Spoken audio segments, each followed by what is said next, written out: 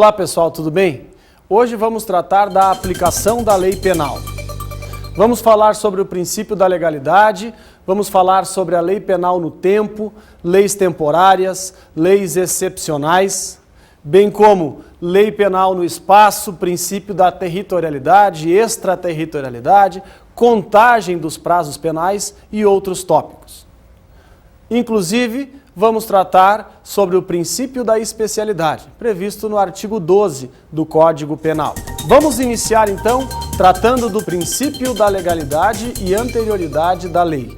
O princípio da legalidade da lei penal tem uma série de aspectos relevantes para o direito penal moderno. São aspectos jurídicos, políticos, sociais que visam dar maior segurança e estabilidade para o mundo moderno, para a civilização comum, para o sujeito que vive em sociedade. Não fosse o princípio da legalidade, o agente poderia ficar ao livre critério do Estado, porque ele poderia, daqui um pouco mais, vir a ser punido por um fato que, no momento da prática, não era criminoso. Ô professor, mas do que o senhor está falando? Vamos um pouquinho mais na prática? Vamos lá. No artigo 1º do Código Penal, o legislador diz assim: não há crime sem lei anterior que o defina, nem pena sem prévia cominação legal. Este princípio também está previsto na Constituição Federal, mais especificamente no artigo 5º, no inciso 39. Neste princípio nós temos vários enfoques. Vamos tratar dos 4 principais. O primeiro é o princípio da reserva legal, que está dentro do princípio da legalidade. Quando o legislador diz, não há crime sem lei, não há pena sem lei. Este é o princípio da reserva legal, ou seja, precisa estar reservado aquele comportamento como criminoso numa lei. Senão, o que eu estou praticando, não estando previsto na lei, seja Código Penal ou outra lei especial, é uma conduta lícita, permitida, legítima. Temos também o princípio da anterioridade da lei. Quando o legislador diz, não há crime sem lei anterior que o defina. Este anterior, anterioridade da lei. Mesma forma em relação à sanção penal, nem pena sem prévia cominação legal. Quer dizer, não há crime se antes de o agente ter praticado esta conduta, já não tinha uma lei prevendo que ela era criminosa. Por exemplo, se o agente está atravessando a rua sem olhar para os lados, não é uma conduta criminosa. Por quê? Porque não há crime sem lei anterior que o defina. E nós não temos na legislação brasileira atual nenhum dispositivo penal que preveja que atravessar a rua sem olhar para os lados é uma conduta delituosa. Com isso, a conduta do agente pode ter relevância a aspectos sociais, morais ou ao seu cuidado pessoal, mas não é uma conduta criminosa porque não está prevista na lei como tal. Taxatividade e vedação da analogia para criminalizar.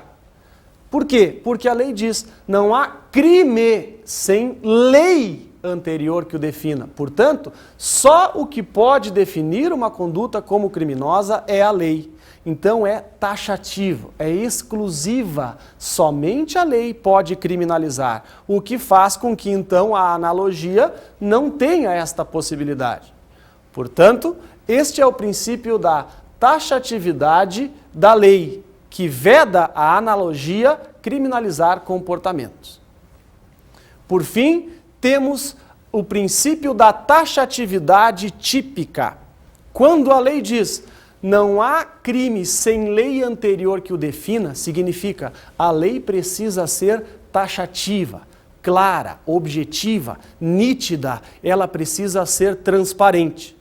Por isso, taxatividade típica, porque o tipo penal, a fórmula que o legislador dispuser sobre uma conduta, descrevendo-a, precisa ser taxativa, nítida. Exemplo, matar alguém. Alguém tem dúvida do que seja esta conduta criminosa?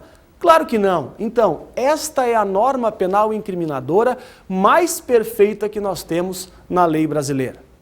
Mesma coisa, subtrair para si ou para outra em coisa alheia móvel. Ela é taxativa, é clara. Não tão clara quanto a que trata do homicídio, mas ela também é taxativa.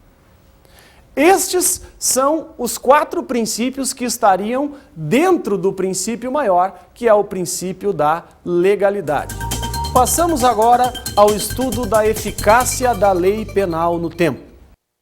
Código Penal, artigo 2º. Ninguém pode ser punido por fato que lei posterior deixa de considerar crime, cessando em virtude dela a execução e os efeitos penais da sentença condenatória. Parágrafo único. A lei posterior que de qualquer modo favorecer o agente aplica-se aos fatos anteriores, ainda que decididos por sentença condenatória transitada em julgado. Como vimos, o legislador, no artigo 2º do Código Penal, narra que a lei penal aplica-se daqui para frente. A partir da sua vigência, ela não olha para trás, é só para frente. Agora, no parágrafo único do artigo 2º, diz que a lei penal, como regra, não retroage, mas ela poderá retroagir desde que seja para benefício do réu. Este parágrafo 2º foi corroborado pelo artigo 5º, no inciso 40 da Constituição Federal, que diz: a lei penal é irretroativa, a não ser para beneficiar o réu. Agora, esta lei penal que só retroage para beneficiar o réu, ela é extraativa? O que seria uma lei extraativa? Lei extraativa é aquela que ela retroage, porque ela é benéfica, então é para favorecer o réu, e ela também é ultraativa, ela também age depois que perde a sua vigência. Extraativa, então, é igual à lei retroativa e ultraativa. Agora, só é extraativa a lei mais benéfica para o réu, porque a mais severa não retroage. Conflito de leis penais no tempo.